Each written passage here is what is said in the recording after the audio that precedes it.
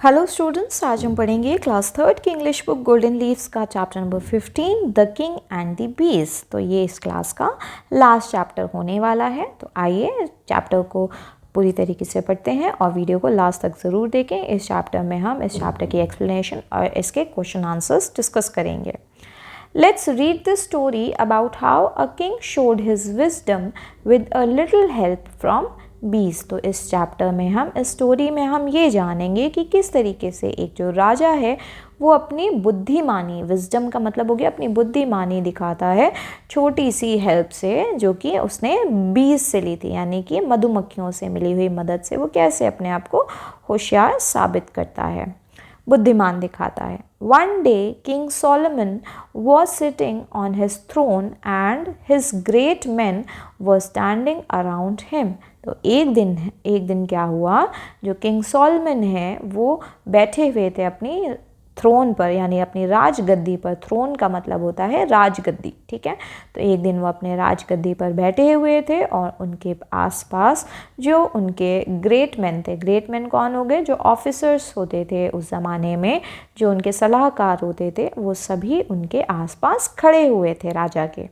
Suddenly the door was thrown open and the queen of Sheba came in. और तभी अचानक से दरवाज़ा जो है वो खुलता है और उसके जो राज्य में, उसके दरबार के अंदर क्वीन ऑफ शीबा यानी कि शीबा की राजकुमारी अंदर एंटर करती हैं। O king, she said, in my own country, far, far away, I have heard much about your power and glory, but much more about your wisdom.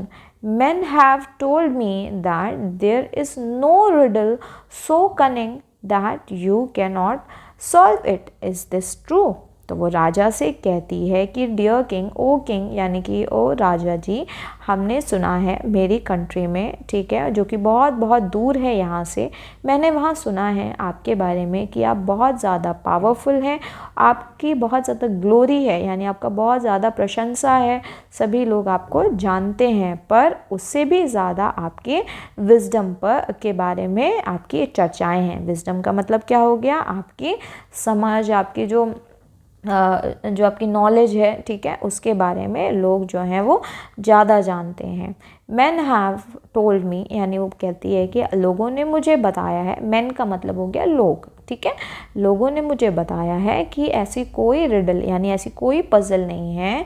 Cunning का मतलब हो गया यहाँ पर जैसे कि मान लीजिए क्लेवर, ठीक है, हाँ, तो कनिंग का मतलब क्लेवर हो गया। ऐसी कोई भी पजल नहीं है जिसे आप सॉल्व नहीं कर सकते, यानी कि आप बहुत ज़्यादा डिफ़िकल्ट से डिफ़िकल्ट पजल को भी आप बहुत आसानी से सॉल्व कर देते हैं। क्या ये मैंने सही सुना है?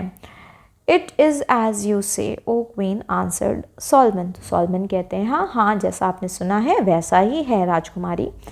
Well, I have here a puzzle which I think will test your wisdom. Shall I show it to you? तो कहते हैं कि ठीक है, मेरे पास आपके लिए एक पज़ल है जो कि आपका जो टेस्ट है वो होगा आपके विजडम पर, यानी आपके नॉलेज के लिए जो टेस्ट है वो मैं आपसे लूँगी और देखते हैं कि आप उसे सॉल्व कर पाते हैं कि नहीं। और फिर वो कहती है कि क्या मैं आपको वो जो पज़ल है वो दिखाऊं? मोस्ट सर्टेनली ओ क्वीन। तो राजा कहते हैं कि हाँ ठीक है, बिल्कुल दिखाइए। Then she held up in each hand a beautiful wreath of flowers. तभी वो क्या करती है, जो राजकुमारी है, जो क्वीन है, वो अपने दोनों हाथों में बहुत सुंदर सुंदर से मालाएं, रेथ का मतलब हो गया माला, ठीक है, यानी गार्लैंड, यानी फूलों से बनी हुई जो माला होती है, अपने दोनों हाथों में पकड़ लेती है। The wreaths were so nearly alike that none of those who were with the king could point out any difference। तो जो मालाएं होती हैं वो इतनी ज़्यादा एक दूसरे से सिमिलर होती हैं, ठीक है। नियरली अलाइक का मतलब हो गया बिल्कुल सेम होती हैं कि कोई भी उनके आसपास जो आदमी खड़े होते हैं, उनके जो ऑफिसर्स खड़े होते हैं, वो भी उसमें कोई डिफरेंस यानी कोई अंतर नहीं बता पाते हैं। One of these wreaths, said the queen, is made of flowers plucked from your garden. वो कहती है कि इनमें से एक जो माला है वो आपके ही गार्डन से बने हुए फूलों से बनाई गई है, यानी आप ही के गार्डन के फूलों को तोड़ करके एक माला बनाई गई है। The other is made of artificial flowers shaped and coloured by a skilful artist. कहती है कि और जो दूसरी माला है उसको बिल्कुल सेम बनाया है एक स्किलफुल आर्टिस्ट ने। स्किलफुल का मतलब हो गया बहुत ज़्यादा तजुर्बेकार आर्टिस्ट ने बनाया है, बिल्कुल से हूबहू same. Now tell me O king which is the true and which is the false. फिर वो कहती है राजा से कि आप बताइए कि अब इनमें से कौन सी जो माला है वो असली फूलों से बनी हुई है और कौन सी माला नकली है जो कि आर्टिस्ट ने बनाई है। The king for once was puzzled. अब पहली बार किंग जो है देख करके थोड़ा तो पजल्ड हो गया। पजल्ड का मतलब हो गया थोड़ा तो अचंभे में पड़ गया। ही स्ट्रोक्ड हिज चिन। उसने अपनी जो चिन है यानी ठुड्डी जो है उस पर अपनी उंगलियां सहराई, वो सोच रहा था। He looked at the rates from every side. उसने जो गार्लैंड है यानी जो माला है उसको हर तरफ से देखा। ही फ्राउंड, ही बिट हिज लिप्स। और उसे फिर कुछ समझ नहीं आ रहा था, वो बहुत ज़्यादा गहरी सोच में था और उसने अपने जो लिप्स थे उनको भी बाइट किया सोचते सोचते। विच is the true the queen again asked. जो क्वीन थी, जो रानी थी, वो फिर से पूछती है कि बताइए इनमें से कौन सी माला जो है वो असली है। Still the king did not answer. अभी भी जो राजा था उन्होंने कोई भी जवाब नहीं दिया था। I have heard that you are the wisest man in the world, she said, and surely this simple thing ought not to puzzle you. तो कहती है कि ये जो छोटी सी जो माला है, मैंने सुना है कि आप जो हैं यहाँ पर मतलब पूरी दुनिया में सबसे ज़्यादा वाइजेस्ट हैं, यानी कि सबसे ज़्यादा चतुर चालाक हैं, सबसे ज़्यादा ज्ञानी हैं पूरी दुनिया में। और मुझे ऐसा लगता है कि ये जो सिंपल सी जो पज़ल है इससे आपको कोई दिक्कत परेशानी नहीं हो रही होगी। The king moved uneasily on his golden throne. अब जो किंग है वो अपने जो गोल्डन जो सोने से बना हुआ उनका जो राजगद्दी होता है उसमें बड़े ही अनईजी तरीके से मूव करना शुरू कर देते हैं, क्योंकि अभी भी उनके पास कोई जवाब नहीं होता है उस पजल का। His officers and great men shook their heads. Some would have smiled if they had dared. उनके जो ऑफिसर्स होते हैं और उनके जो और भी आसपास जो ग्रेट आदमी बैठे होते हैं वो सभी अपने जो सिर हैं वो शुक कर लेते हैं, झुका लेते हैं, और कुछ तो शायद स्माइल भी कर देते अगर उनमें हिम्मत होती तो। यानी कि जो उनके ऑफिसर्स थे वो उनको भी अब राजा के ऊपर जो है हंसी तो आ रही थी, पर क्योंकि वो राजा थे इसलिए वो उनके ऊपर हंस नहीं रहे थे, क्योंकि राजा कैसे थे, राजा तो बहुत ज़्यादा वाइजेस्ट माने जाते थे, यानी बहुत ज़्यादा चतुर चालाक थे, वो हर चीज़ का उनके पास सॉल्यूशन होता था, बहुत ज़्यादा ज्ञानी थे। पर अभी इनके पास कोई जवाब नहीं था, इसीलिए मे बी शायद रेस्पेक्ट में वो जो लोग थे उनके वो अपने सिर जो हैं झुका लेते हैं और हंसते नहीं हैं। Look at the flowers carefully said the queen and let us have your answer. फिर से क्वीन कहती हैं आप फ्लावर्स को ध्यान से देखिए और फिर अपना जवाब दीजिए। Then the king remembered something. और तभी राजा को एक बात याद आती है। अब वो बात क्या थी जो उन्हें याद आई थी, हम आगे पढ़ते हैं। He remembered that close by his window there was a climbing vine filled with beautiful sweet flowers. उन्हें याद आता है कि उनकी विंडो के पास में एक वाइन है, क्लाइंबिंग वाइन है, यानी कि एक ऐसा पौधा है जो कि ऊपर की तरफ को चढ़ रहा है, यानी कि दूसरे पौधे के ऊपर जब कोई दूसरा पौधा चढ़ के चलता है, यानी उसका खुद का सपोर्ट नहीं होता, जैसे मनी प्लांट है ना, जैसे बेल ऊपर चढ़ती चली जाती है दूसरे के सहारे से, तो वैसा ही उनको याद आया कि उनके यहाँ पे एक क्लाइंबिंग वाइन है जो कि बहुत खूबसूरत फ्लावर्स से भरा हुआ है। He remembered that he had seen many bees flying among these flowers and gathered honey from them. तो उनको याद आया कि उन्होंने बहुत सारी मधुमक्खियों को देखा है वहाँ से, उन फ्लावर्स से बहुत सारा शहद इकट्ठा करते हुए, ठीक है, हनी इकट्ठा करते हुए। So he said open the window। और जब उन्हें ये बात याद आती है तो राजा कहते हैं कि विंडो को ओपन कर दीजिए। It was opened। और फिर विंडो जो है वो खोल दी जाती है। The queen was standing quite near to it with the two wreaths still in her hands। अब जो क्वीन थी वो अभी भी चुपचाप खड़ी होती हैं, ठीक है, और दोनों ही जो गार्लैंड्स होते हैं, दोनों ही जो रेथ्स होते हैं वो उनके हाथों में होते हैं। All eyes were turned to see why the king had said open the window। अब सभी की आंखें जो हैं राजा की तरफ घूमती हैं, ये सोचते हुए कि ये देखने के लिए कि राजा ने क्यों बोला कि विंडो को खोल दीजिए। The next moment two bees flew eagerly in, और तभी तुरंत ही क्या होता है, तुरंत ही देखते हैं कि जो दो बीज हैं यानी जो दो मधुमक्खियां हैं वो बड़े ही चाव से, ईगरली का मतलब हो गया बड़े ही चाव से, खिड़की के अंदर एंटर कर गई हैं। Then came another and another, और फिर दूसरी आई, उसके पीछे तीसरी आई, और ऐसे करके बहुत सारी मधुमक्खियां अंदर आ जाती हैं।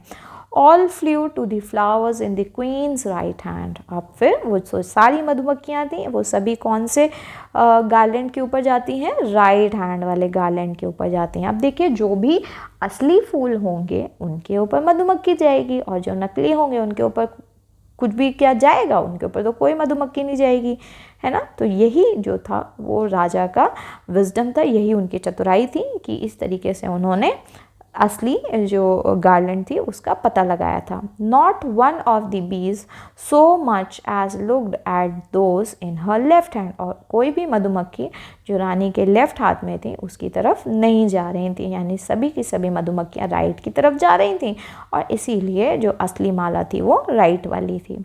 O Queen of Sheba, the bees have given you my answer, then said Solomon। और फिर राजा जो सोलमन थे वो कहते हैं क्वीन ऑफ शीबा, जो बीज हैं, जो मक्खियाँ हैं, मधुमक्खियाँ हैं, उन्होंने मेरा जवाब दे दिया है। And the queen said you are wise king Solomon, you gather knowledge from the little things which common man pass by unnoticed. वो कहती है, जो रानी है वो कहती हैं कि आप सच में बहुत ज़्यादा वाइज हैं, और आप तो ऐसी नॉलेज इकट्ठा करते हैं जो कि बहुत छोटी छोटी चीज़ों से प्राप्त होती है, और शायद ऐसी नॉलेज तो एक नॉर्मल इंसान जो होता है वो उसे अननोटिस कर देता है, यानी कि अनदेखा कर देता है। आप तो वहाँ से भी नॉलेज को अपनी गेन करते हैं, इकट्ठा कर लेते हैं।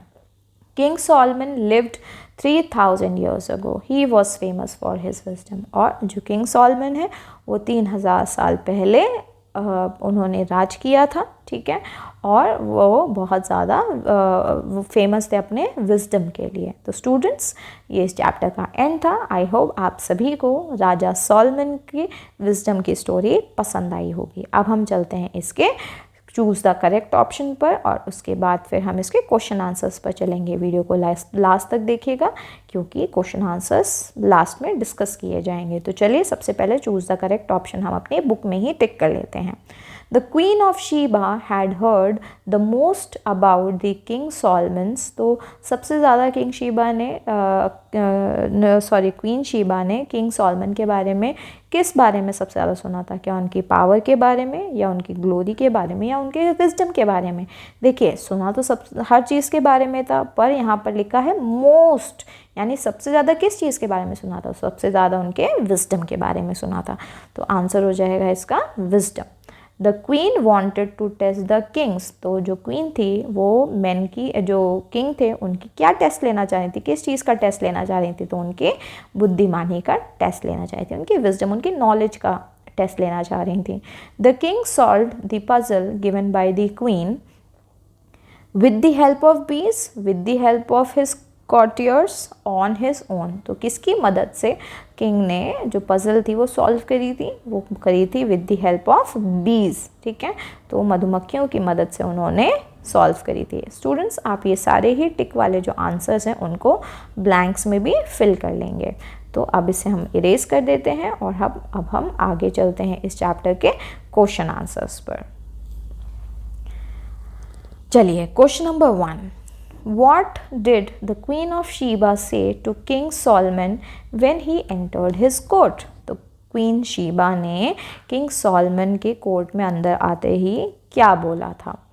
The Queen of Sheba said that she has heard that King Solomon is the wisest man in the world and he has the ability to solve cunning puzzles। तो क्वीन शीबा ने राजा से कहा था कि उन्होंने सुना है कि जो किंग सॉलमन है वो वाइजेस्ट मैन है पूरी दुनिया में, और उनके पास एबिलिटी है मुश्किल से मुश्किल पजल्स को सॉल्व करने की। Which puzzle did the queen want the king to solve, तो कौन सी पजल जो थी वो क्वीन चाहती थी कि किंग उनकी सॉल्व करे। The queen wanted the king to solve the puzzle of identifying which wreath was made of flowers from the king's garden and which one was made of artificial flowers। तो यहाँ पर जो queen थी वो चाहती थी कि जो राजा हैं वो ये पता लगाएं कि कौन सी जो माला है वो असली फ्लावर्स से बनी है जो कि राजा के गार्डन से लिए गए हैं फूल, और कौन सी जो माला है वो आर्टिफिशियल फ्लावर से बनाई गई है। आगे चलते हैं अगले क्वेश्चन पर। Why did the king find it difficult to solve the puzzle, अब राजा के लिए डिफ़िकल्टी क्यों हो रही थी पजल को सॉल्व करने में। The king found it difficult to solve the puzzle because both wreaths looked same and none of his court members could point out any difference। अब राजा को इसलिए दिक्कत हो रही थी पजल सॉल्व करने में क्योंकि दोनों ही मालाएं बिल्कुल सेम दिख रही थी और उनके जो कोर्ट के मेंबर्स थे वो भी उन मालाओं के बीच में कोई भी डिफरेंस यानी कोई भी फ़र्क नहीं बता पा रहे थे। What did the king suddenly remember, राजा को अचानक से क्या याद आता है। The king suddenly remembered the climbing vine outside his window with beautiful sweet flowers and bees gathering honey। तो फिर राजा को अचानक से ये याद आता है कि उन्होंने देखा था कि एक वाइन थी जो कि उनकी विंडो के उधर क्लाइंब कर रही थी और उसके ऊपर बहुत सारे स्वीट फ्लावर्स थे और उन फ्लावर्स के ऊपर जो बीज थी वो हनी कलेक्ट कर रही थी। How did the king solve the puzzle, अब राजा जो हैं इस पजल को कैसे सॉल्व करते हैं। The king solve the puzzle by opening the window and bees flew in. They went straight to the flowers in the queen's right hand indicating that those were the real flowers from the king's garden। तो जो राजा थे उन्होंने जो puzzle थी वो solve करी थी अपने जो कोर्ट था उसकी विंडो को ओपन करा के, और तभी क्या हुआ था बीज जो थी वो उस विंडो से अंदर आ गई थी और फिर जो बीज थी वो सीधे राइट हैंड की तरफ चली गई थी। जो राइट हैंड में जो माला थी उसी के ऊपर जा कर के बैठ गई थी, यानी कि इससे ये पता चलता था कि जो राइट वाले हैंड की जो गार्लैंड है जो माला है वो रियल फ्लावर से बनी है। Right 3 facts about king Solomon, अब किंग सॉलमन के बारे में 3 फैक्ट्स बताने हैं। तो the 3 facts about king Solomon, तो 3 फैक्ट्स क्या क्या हैं। ही लिव्ड 3000 ईयर्स अगो, वो 3000 साल पहले इस दुनिया में थे। He was famous for his wisdom, वो अपने बुद्धिमानी के लिए फेमस थे। He was a powerful and glorious king, वो बहुत ज़्यादा पावरफुल थे और वो ग्लोरियस राजा भी थे। आगे चलते हैं, अब हम इसके रेफरेंस टू कॉन्टेक्स्ट पर आते हैं। I have heard that you are the wisest man in the world and surely this simple thing ought not to puzzle you। तो ये बात किसने बोली थी, हु इज़ द स्पीकर, तो ये बात किसने बोली थी, the speaker is the queen of Sheba, तो जो स्पीकर हैं वो क्वीन ऑफ शीबा हैं। Who is the wisest man in the world, तो उनके हिसाब से कौन थे वाइजेस्ट मैन पूरी दुनिया के, तो पूरी दुनिया के वाइजेस्ट मैन तो किंग सॉलमन थे। तो आंसर में लिखेंगे तो the wisest man in the world is the king Solomon. Which simple thing is being referred to here, तो कौन सी सिंपल थिंग के बारे में यहाँ पर बात हो रही है, तो सिंपल थिंग क्या थी, पजल थी, है ना। तो आंसर में लिखेंगे the simple thing refers to the puzzle she presented expecting the king to solve, तो जो सिंपल थिंग थी वो पजल थी जो कि उन्होंने दिखाई थी किंग से सॉल्व कराने के लिए। Some would have smiled if they had dared. Who is being referred to as some, तो यहाँ पर जो सम है वो कौन है, तो सम जो थे वो राजा के ऑफिसर्स थे। तो some refers to the king's officers and great man. Why would they have smiled, वो क्यों मुस्कुरा सकते थे। They would have smiled because the king known for his wisdom was struggling with the puzzle, वो मुस्कुरा इसलिए सकते थे क्योंकि जो राजा थे वो अपने बुद्धिमानी के लिए बहुत ज़्यादा फेमस थे और उनको ये पजल सॉल्व करने में दिक्कत हो रही थी। Why could they not do so, और वो क्यों मुस्कुरा नहीं पा रहे थे। They could not do so out of respect for the king, वो ऐसा इसलिए नहीं कर रहे थे क्योंकि वो अपने राजा की इज्जत करते थे और उनका मजाक नहीं उड़ाना चाहते थे। अब आते हैं हम चैप्टर के लास्ट पार्ट में जो कि है think and answer. Write a few lines about king Solomon's wisdom, king Solomon के विजडम के बारे में हमें कुछ लाइन्स लिखनी है। तो आंसर में लिखेंगे king Solomon's wisdom was renowned and this story illustrates his ability to observe and derive solutions from seemingly insignificant details, showcasing his practical and insightful intelligence। तो जो किंग सॉलमन थे वो अपने विजडम के लिए तो जाने ही जाते थे, और इस स्टोरी से हमें ये देखने को मिलता है कि उनके अंदर एबिलिटी थी कि वो छोटी से छोटी चीज़ से अपने जो सॉल्यूशंस होते थे उनको लेते थे, ठीक है, और वो बहुत छोटी चीज़ों पर भी, बहुत छोटी डिटेल्स का भी ध्यान रखते थे। यानी इससे हमें ये पता चलता है कि वो बहुत ज़्यादा प्रैक्टिकल थे और इसीलिए उनकी इंटेलिजेंस जो थी वो बहुत ज़्यादा, जिसकी वजह से वो फेमस भी थे। Could King Solomon have solved the puzzle without the help of the bees? Why do you think so? क्या किंग सॉलमन बिना बीज की मदद के उस पजल को सॉल्व कर पाते? आपको ऐसा क्यों लगता है? ये हमें आंसर में लिखना है। तो क्या कर पाते? आंसर में लिखेंगे king Solomon could not have solved the puzzle without the help of the bees. The lesson here is that wisdom often comes from paying attention to the small details। तो यहाँ पे जो किंग सॉलमन है वो बिना बीज की मदद के पजल को सॉल्व नहीं कर पाते, और इसके पीछे का कारण ये है कि जो हमने यहाँ इस चैप्टर से जो हमने लेसन जो हमने सीखी वो ये है कि जो विजडम होता है, जो बुद्धिमानी होती है, वो मेनली छोटी से छोटी डिटेल पे अटेंशन देने से आती है, ठीक है, उनमें ध्यान देने से आती है। What lesson did you learn from the story? आपको इस स्टोरी से क्या लेसन सीखने को मिलता है? The story teaches the importance of keen observation and finding wisdom in the little things। तो स्टोरी से हमें ये पता चलता है कि हमें बहुत इंपॉर्टेंस देनी चाहिए, बहुत छोटे छोटे माइन्यूट चीज़ों को भी हमें ध्यान से देखना चाहिए, और उसके बाद वहीं से अपने विजडम को फाइंड करना चाहिए छोटी से छोटी चीज़ों से। तो स्टूडेंट्स, ये चैप्टर का एंड था। आई होप आप सभी ने इसके क्वेश्चन आंसर्स लिख लिए होंगे। तो चलिए, अगर वीडियो पसंद आई हो तो वीडियो को लाइक करिएगा, चैनल को सब्सक्राइब करिए और अपने सभी क्लासमेट्स तक इस वीडियो को ज़रूर शेयर करिए। Thank you.